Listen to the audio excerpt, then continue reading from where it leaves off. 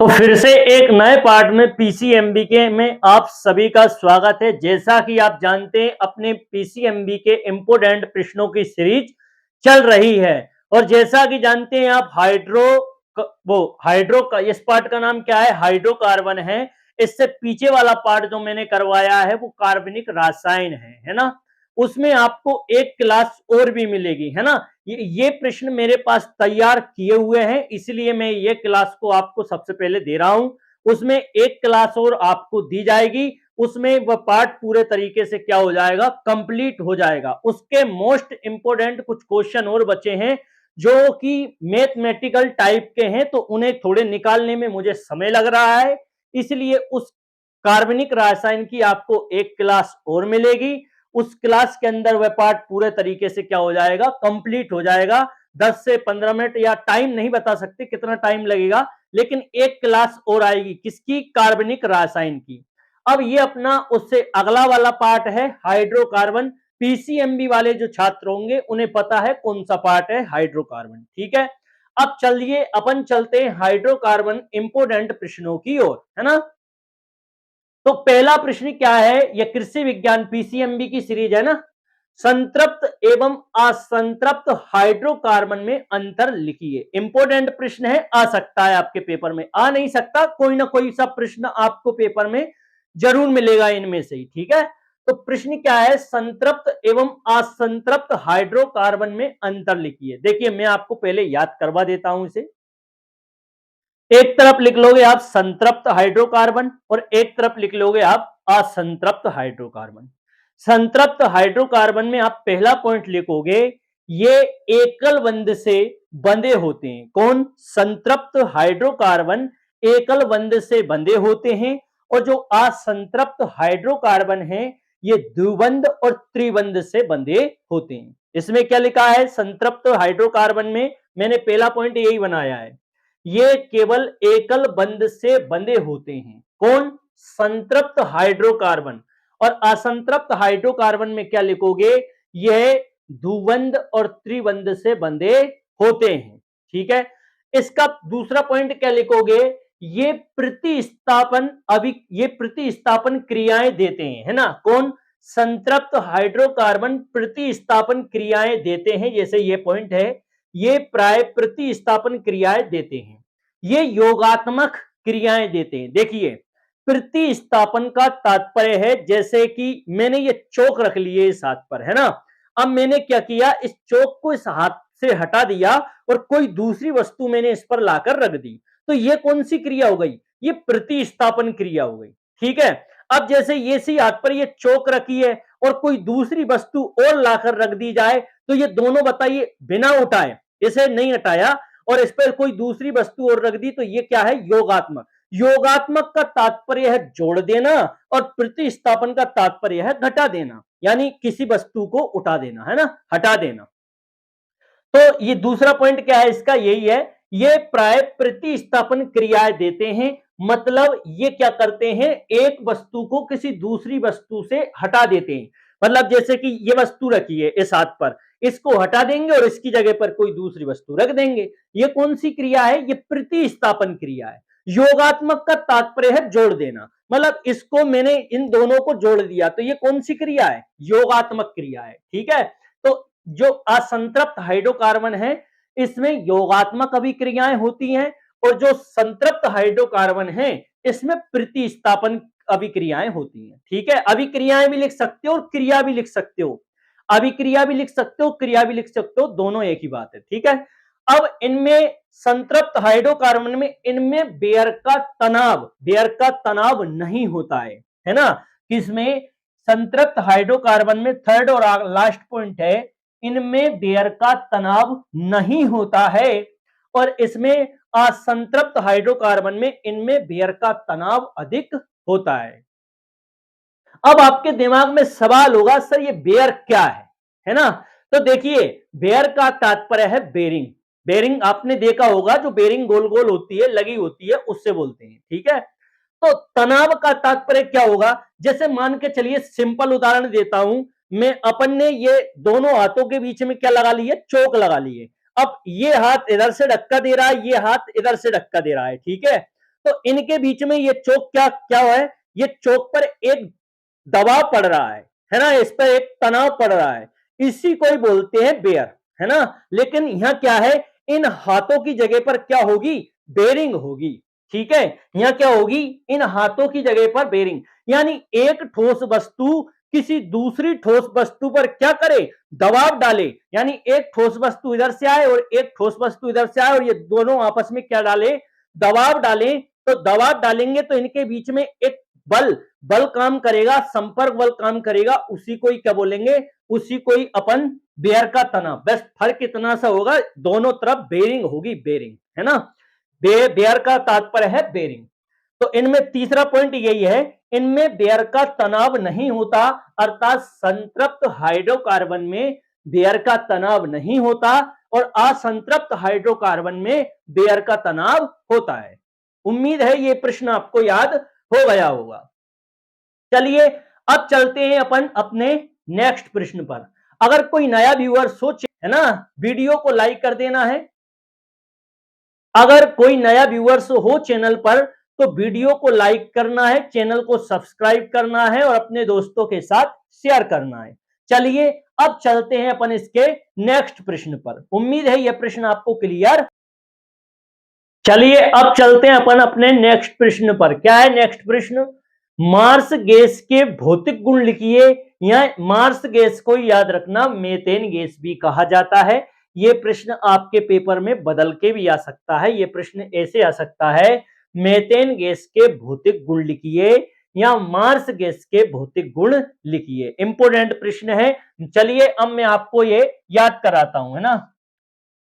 सबसे पहले क्या करोगे, मार्स गैस या मेथेन गैस, मार्स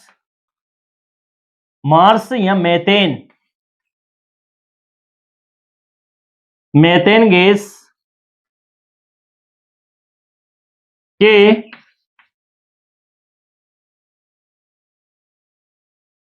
भौतिक गुण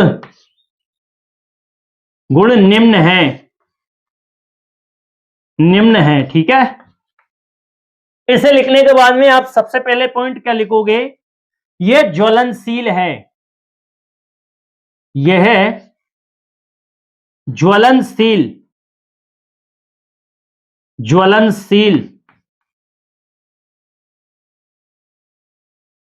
यह ज्वलनशील है।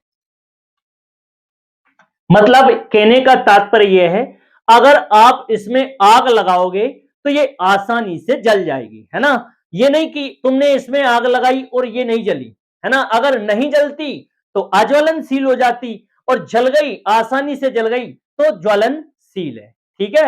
मतलब इसमें किसमें, मार्स गैस में या मेथेन गैस में आपने आग लगाई और वो आसानी से जल गई तो ये ज्वलनशील है। तो मतलब ये आसानी से जल जाती है, ठीक है, ये आसानी से जल जाती है, इसीलिए ये क्या बोलते हैं अपन, ये ज्वलनशील। दूसरा पॉइंट लिखेंगे अपन इसमें, ये उदासीन है, यह उदासीन है, उदासीन है, ठीक है। थर्ड और लास्ट पॉइंट, अच्छा उदासीन का अर्थ क्या होगा, देखिए किसी भी चीज का ना तो समर्थन करना और ना ही उसका विरोध करना, ये क्या कहलाता है, उदासीन कहलाता है। मतलब ये गैस ना तो किसी दूसरी गैस का समर्थन करती है और ना ही ये किसी दूसरी गैस का विरोध करती है, इसीलिए ये गैस क्या कहलाती है, मार्स गैस या मेथेन गैस, ये उदासीन है, ठीक है। मेथेन गैस क्या है, ये उदासीन है। थर्ड पॉइंट है, यह रंगहीन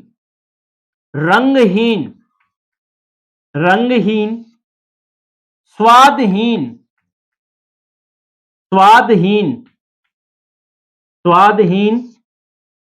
गंधहीन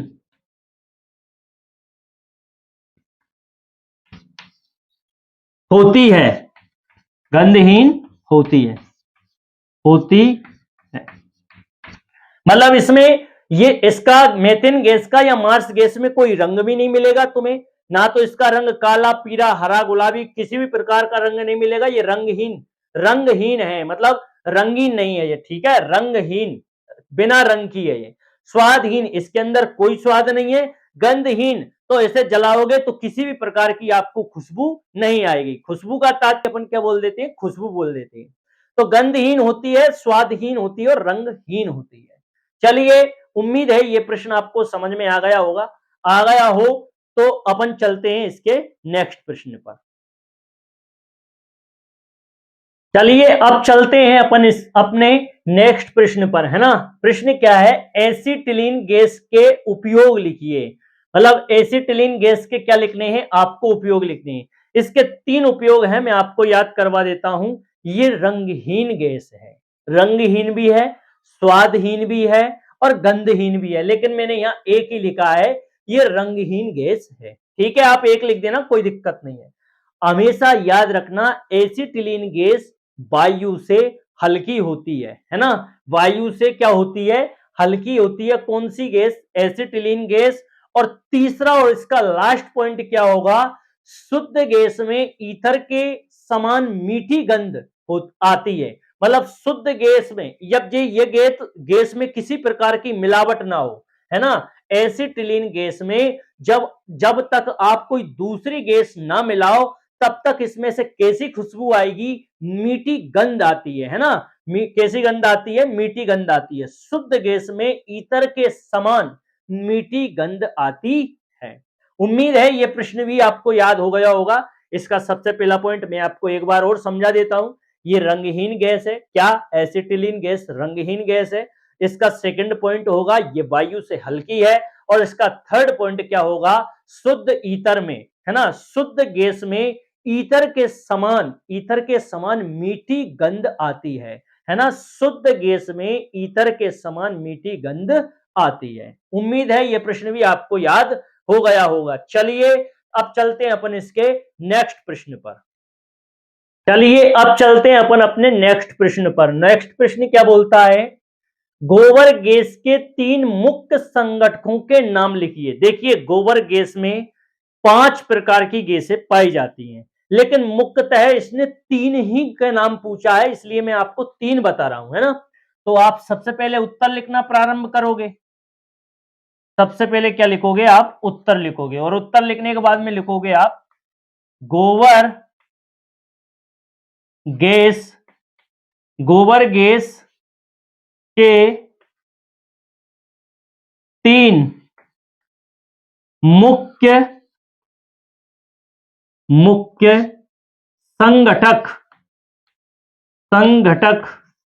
संगठक निम्न हैं।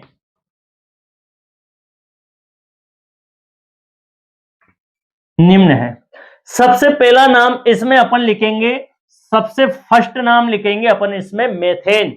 सबसे इंपोर्टेंट है इसके लिए मेथेन, है ना। गोबर गैस के लिए बिल्कुल पहले नंबर पर है ये मेथेन। ठीक है जी, कौन सी है, मेथेन। अब मेथेन कितने प्रतिशत पाई जाती है गोबर गैस में, तो ये 65% पाई जाती है ना। कितने प्रतिशत पाई जाती है, 65% पाई जाती है। सेकंड नंबर आता है आपका कार्बन डाइऑक्साइड।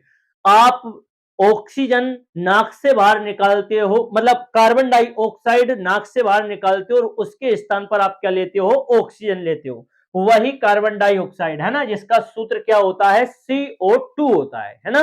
कार्बन डाइऑक्साइड का सूत्र क्या होता है, CO2। मेथेन का सूत्र क्या होता है, CH4। अगर आपसे मेथेन का सूत्र पूछा जाए तो CH4 और कार्बन डाइऑक्साइड का सूत्र पूछा जाए तो CO2, है ना। सेकंड नंबर पर आती है carbon dioxide. Carbon dioxide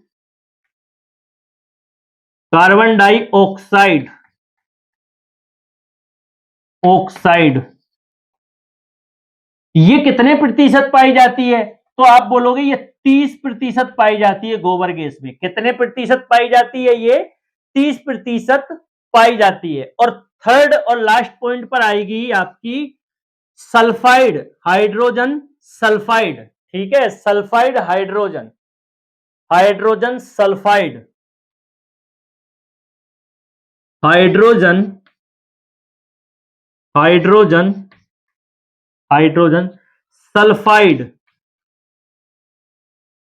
sulphide ये कितने प्रतिशत पाई जाती है, ये वैसे तो 2% की है इसमें, लेकिन ये मेरे हिसाब से 1 से 1.5% तक ये पाई जाती है। लेकिन आपकी किताब में 2% लिखा है, इसलिए आप 2 लिख लो, है ना?